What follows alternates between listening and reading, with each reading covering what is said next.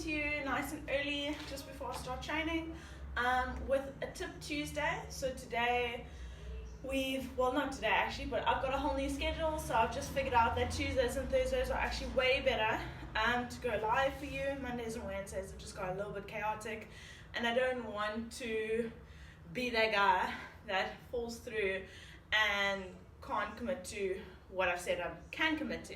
So Tuesdays and Thursdays are going to be the new days.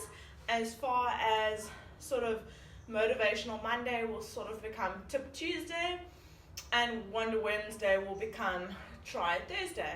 Flexi Friday stays the same because it's Friday and I've got to send you off on a good note. So today I'm snatching and I thought a lot of people struggle with getting the bar into the hip. So I'm going to set you up.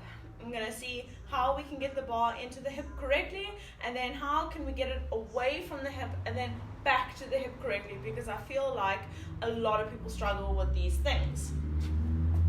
I hope I've got a good enough camera angle, but I'm going to move you around as I see fit. So I'm starting off with my trusty broomstick, and I'm going to change over to the bar now so that you can have a look, but I want a really nice wide arm. So basically as wide as you can go for the bar to sit in your hip. And sort of where is your hip? If you had to play around with the bar, you can sort of feel your hip bones. So I know obviously the hip bone is quite a large thing, but there's this really nice squishy part of your tummy at the bottom, sort of above your groin, and that's where you want it to be. So I can feel my hip bones and I can feel a little squishy part of my tummy. It's like the crease of your stomach, and it's also where you hinge. So if you had to sit your bum back and you had to sit the bar into your hips, the bar is not out of my hip. It's not, I haven't done anything weird. I've literally just bent over. The bar is now sitting nice and tucked in this hip position. I then can re-grip with a nice straight arm, making sure that I'm not in a bent arm position. Nice straight arm, and then I stand up nice and tall. It's back in that position. Now you're like, well, that's a PVC pipe, that's easy. I'm gonna do the exact same thing with the barbell. So, barbell in place. Here's my really wide position, so if I hinge over, it just goes away. If I hinge over and I sort of force it into that position, I hinge over, you can clearly see I've got not nice in this position, but I've got a bent arm, a very clear bent arm. So I'm going to do the exact same thing. I'm going to then think about doing the exact creasy thing. I obviously know where my snatch grip is, but if I had to do the exact same thing, if I had to hinge over, re-grip with a nice straight arm, and then extend, there's the bar. So now there's this awesome thing. I mean, most of the time you're just going to say, they're circles. But these little guys here, the circles, you can't see them in this terrible lighting, but there's two circles on a barbell. General rule of thumb is that ladies are outside the first circle, gents are outside the second circle, but that's very much up to you. I'm actually outside the second circle, so I'm actually not as short as what I think I am. Ha ha ha. No, I'm kidding. I'm totally short. But I'm outside the second circle, which clearly means that a taller person would be way wider. Way wider stance, way wider grip. Damn it, I'll get it right. So I've had it before.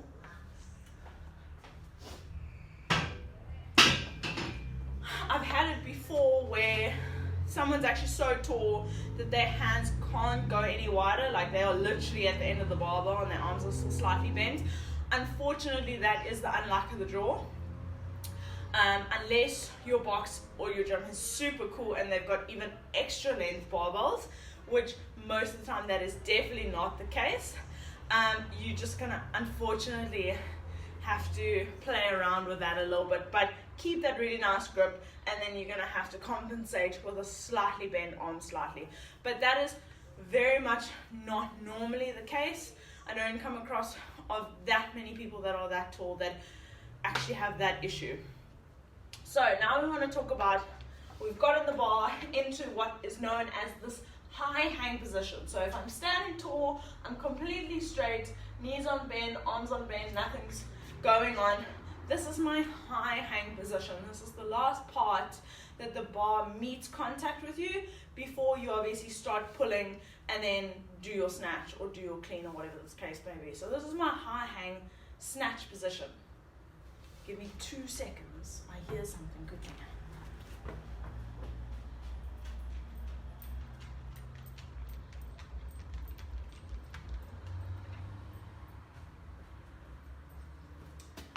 Okay, that was nothing, I'm sorry. So, this is what happens when I try to do stuff in the morning. But, I'm here.